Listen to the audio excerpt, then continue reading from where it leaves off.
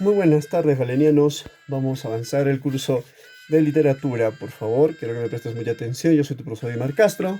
Empezamos con los géneros literarios. ¿De acuerdo?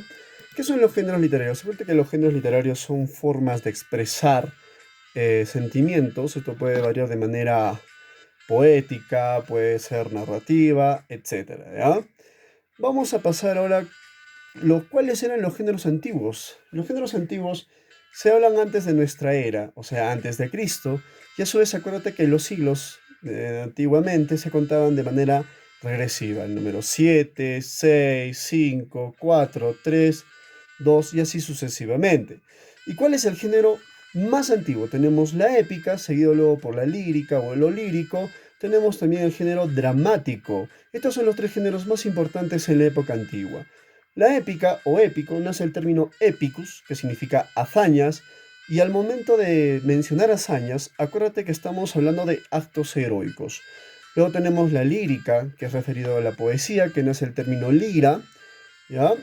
Dramático, que nace el término drama, que significa hacer. Ahí tenemos, por ejemplo, un dios griego, que hace referencia a la épica. Tenemos la lira, que es un instrumento musical por el cual se le da el nombre de poesía también. Y máscaras de teatro, que hace referencia a la dramática. Estos géneros antiguos fueron desarrollados en la época antigua, ¿de acuerdo? En la Grecia antigua o en la antigua Grecia, ¿ya? Vamos con los géneros modernos. En los géneros modernos se desarrollan después de nuestra era, después de Cristo, y aquí los siglos se cuentan de manera progresiva. Tenemos el siglo XI, XV, podemos seguir 16, 17, 18, ¿ya? Porque es de manera progresiva. Aquí se desarrollan dos géneros. Tenemos, por ejemplo, la narrativa y el ensayo.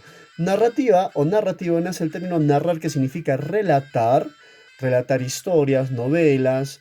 Te voy a relatar un cuento, te voy a relatar una novela, te voy a relatar una fábula. No contar, contar es de números, así que no vayas a confundir los términos. Tenemos el ensayo, que es expresar ideas, que es un género más conocido como educativo, científico o también conocido como el género expositivo. Ahí tenemos un librito que hace referencia a la narrativa, a las novelas, ¿ya? O a la prosa, y tenemos ahí una forma de microscopio que hace referencia también al ensayo, porque son investigaciones en realidad, y eso es lo que forma un ensayo como género literario. Estos son desarrollados en los países de España, Italia y Holanda, y que ahora aún todavía siguen vigentes. Y cada género que acabamos de mencionar, de los cinco que acabamos de mencionar, cada género también tiene sus subgéneros. Por ejemplo, la épica, tenemos la epopeya, que son series sobrenaturales, que habla de dioses, semidioses. No sé si tú te acuerdas de los dioses griegos, como por ejemplo Atenas, Zeus, Hades, Ares, ¿no? O semidioses como Hércules. Tenemos Aquiles, por ejemplo, aquí en la novela La Ilíada, que se muestra en la imagen. El Cantar de Gesta, que se habla de seres naturales y que hace referencia a obras de caballería, como el Cantar del Mío Cid. Se decía obras de caballería porque eran hombres que andaban montados en caballos y llevaban una armadura. Por eso se les llamaba caballería. ¿Te acuerdas del término, oh, qué caballeroso? Eran porque los hombres montaban caballo y de alguna otra manera eso se relacionaba a ser pues un hombre leal, ¿de acuerdo? Por eso se llamaba caballería. Tenemos los subgéneros de la lírica, ahí tenemos la égloga, tenemos la elegía también. En la égloga, acuérdate que trata sobre la vida en el campo, o exalta la vida, los amores, las costumbres en el campo. La elegía exalta la memoria de un ser querido que ya falleció, así que nosotros queremos recordarlo de manera o enaltecer su memoria, tenemos que hacer una elegía. Entonces, antiguamente se hacía referencia a un rey, a un ser querido que ya falleció, entonces se le exaltaba haciendo elegías o componiendo elegías. Tenemos la oda y el madrigal. La oda exalta aspectos bélicos o de ánimo, ¿ya? Por ejemplo, puede ser aspectos bélicos, oda a la batalla de Lepanto, ¿no? Siempre tienen los artículos a y la. O también puede ser aspectos de estados de ánimo, como por ejemplo oda a la soledad, ¿no? Oda al amor también, ¿ya?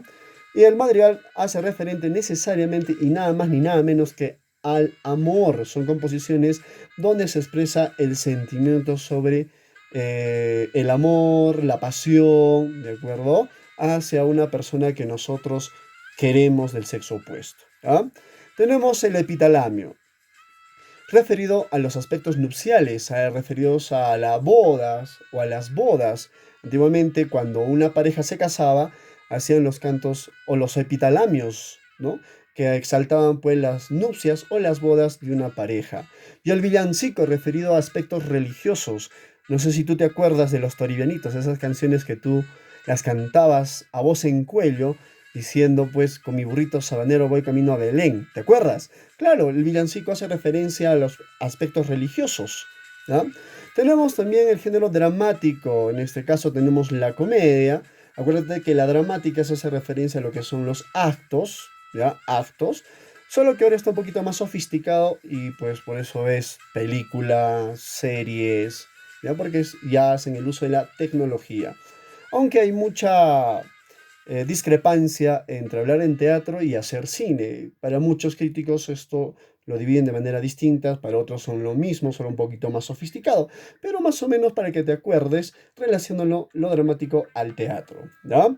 Tenemos la comedia, que son actos alegres, empieza feliz y termina feliz.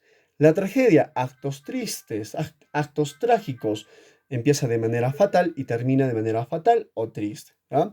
Tenemos también el drama, que son actos tristes y alegres. Para otros se les conoce como melodrama o tragicomedia. También es conocido como el drama o simplemente como drama propiamente dicho. ¿Ya? Porque combina la comedia con la tragedia. Puede empezar una obra de manera trágica, terminar de manera feliz o empezar de manera feliz y terminar de manera trágica. Tenemos la ópera. Específicamente no hay un tema dedicado en la ópera, pero son actos cantados de diversa índole. Tenemos la zarzuela, que son actos costumbristas. La zarzuela es un género o subgénero dramático que se desarrolla en España, ¿ya? En España, y ellos reflejan sus aspectos costumbristas o la vida en el campo mediante las zarzuelas. Tenemos los entreactos. Los entreactos, en este caso, también conocidos como entremeses, en algunos conocidos como entreactos, son los espacios vacíos entre un acto y otro, ya en ese espacio vacío, que demora 5 o 10 minutos para empezar el acto número 2 por decir, para que no te aburras, salían los payasos, los malabaristas, ¿de acuerdo? Para distraerte un poquito y así estés esperando de manera calmada el siguiente acto. Esos son los entreactos, ¿ya? Tenemos el género narrativo. ¿Cuáles son los subgéneros? Tenemos la novela. La novela es un relato extenso, muy extenso, que puede pasar de las 70, 80, 90, inclusive hay novelas que se cuentan en tomos y tiene un final previsto. ¿Qué significa el final previsto? Cuando tú lees una novela, al igual que en una película, tú vas a adivinar cómo va a terminar el malo, ¿verdad? Más o menos ya te haces una idea de cómo va a terminar. Esa es una novela. Entonces, en la novela ya te da ciertos pasos de cómo posiblemente podían terminar los personajes o podían terminar los hechos dentro de una narración. En cuanto o en relación al cuento, es un relato corto, un relato breve, que tiene un final imprevisto. Es, el final es imprevisto tal que te agarra de sorpresa, ¿ya? Te agarra de sorpresa. Como por ejemplo, este breve cuento que te voy a hacer. Había un rey que quería ofrecer o estuvo ofreciendo trabajo, le pregunta a sus súbditos, y le preguntaba a uno de ellos, le decía, ¿qué sabes hacer? Y él le decía, yo sé tocar instrumentos musicales, señor. Entonces, a la orquesta le dice. Al siguiente le pregunta, ¿tú qué sabes hacer? Señor, yo sé imitar a los pájaros, le responde. Y el rey le dice, a la orquesta, pero señor, yo no soy músico, yo imito a los pájaros. El rey, muy molesto, lo agarra pues de los brazos juntamente con sus soldados y lo lanza por una torre, ¿ya? Y el hombre se puso a volar. Ese es un final imprevisto, te puesto que no te lo esperabas. Ese es un cuento. Tenemos luego la fábula. Acuérdate que la fábula tiene su relato corto, personajes animales, y siempre tienen que tener una moraleja. ¿De acuerdo? Acuérdate la crítica principal, al margen de los personajes animales, tienen que tener una moraleja. Tenemos también la parábola. ¿Te acuerdas de Cristo? ¿Cómo hablaba Cristo? Hablaba en parábolas. ¿Te acuerdas el gran samaritano? ¿Te acuerdas el hijo pródigo? ¿Ya? O también te acuerdas la parábola de la oveja negra. Entonces son relatos cortos, ¿no? Que tienen un mensaje netamente religioso, ¿ya? Luego tenemos el mito. El mito es la explicación del universo, las estrellas, la creación, la vida misma. Y siempre se hace referencia a dioses, como por ejemplo Huiracocha, es un dios andino. Tenemos Zeus, Odín, que son dioses. Por ejemplo, Odín es un dios nórdico, a él se le atribuye también el origen de todo el universo. Esos son los mitos. En cambio, las leyendas explican el origen de una sociedad, algo que es más terrenal, dentro de la sociedad, que son referidas a héroes. Como por ejemplo tenemos Manco Cápac y Mama Oglio, los hermanos Ayar, etc. Pasamos con uno más. Tenemos la biografía y la autobiografía. Esto sí es facilísimo. La biografía narra la historia de un personaje histórico, ¿de acuerdo? Puede ser de un personaje, de un literato, de un científico, cómo vivieron en su pasado. Entonces, tú investigas sobre ellos y empiezas a escribir sobre su vida. Entonces, eso es una biografía. Autobiografía narra la vida de uno mismo. ¿Qué te sucedió en el pasado? ¿Cómo viviste en el pasado? ¿Ya? Entonces, esos son algunos subgéneros narrativos. A esto tú le puedes agregar la historieta, la crónica, que no se trabajan mucho, pero sí es necesario de vez en cuando conocerlos. Y para finalizar tenemos por último el ensayo. Lo curioso del ensayo, a pesar que es uno de los géneros más complicados, académicamente hablando, no tiene subgéneros. ¿Ya? No tiene, sí tiene manera de escribir un ensayo, ¿ya? Que de repente te van a enseñar cómo debes escribir un ensayo, cuáles son los procesos y cuáles son los pasos, ¿ya? Así que te libraste. El ensayo de los 5 géneros ya mencionados es el único que no cuenta con los subgéneros. Bueno, amiguito, amiguita, esto sería el tema del día de hoy. Espero que te haya gustado y nos vemos en una próxima clase. Que tengas una bonita tarde. Estudia, por favor. Y no salgas de casa. Lávate las manos y lávate la cara con agua y jabón, como lo hizo el muñequito ping pong.